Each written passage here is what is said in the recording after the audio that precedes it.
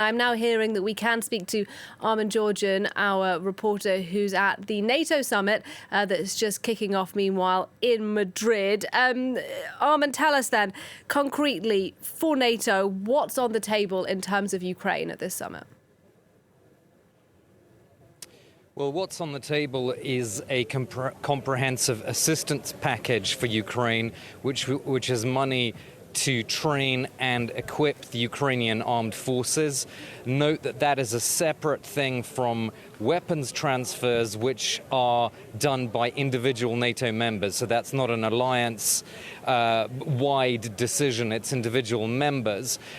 So that the train and equip package is obviously a significant step, but in a sense what the Ukrainians will be hoping will happen here is something perhaps that is a little less obviously tangible, which is that the NATO heads of government and heads of state and government here will, at least this is what the Ukrainians would like, really understand that this has to be a long-haul commitment for months and years. And that is a point that President Zelensky will be hammering home when he addresses the NATO summit. As for Ukrainian membership of NATO itself, well, the Ukrainian foreign minister said that it would take a miracle for Ukraine to be offered a clear path towards NATO membership.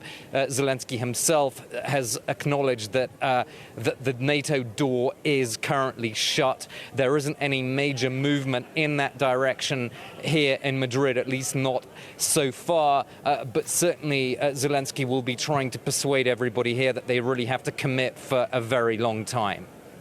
And Armin, on the sidelines of this NATO summit today, Emmanuel Macron is to meet the Prime Minister of New Zealand, Jacinda Ardern. Now, New Zealand obviously not a member of NATO, but it has been invited to the summit this year for the first time. What does that tell us about how NATO's priorities are evolving? Well, it tells us that NATO is increasingly looking to China as a challenge, and that is why not just New Zealand, but Australia, South Korea and Japan all have representatives at this summit. So that suggests that NATO is starting to build coalitions to counter China. Of course, the presence of Japan and South Korea, means that North Korea will be on the agenda as well. But China is really a major issue when it comes to NATO's new strategic concept, and it will definitely feature in the communique tomorrow or the day after. But it's because you have very different approaches within this sprawling alliance as to how much of a threat China is or how much of a challenge. It's hard to get the kind of language that perhaps more hawkish members like the United States would want everyone to sign on to. So I don't think we should expect language that says China is an immediate threat, more along the lines of China presents a growing challenge to the NATO alliance.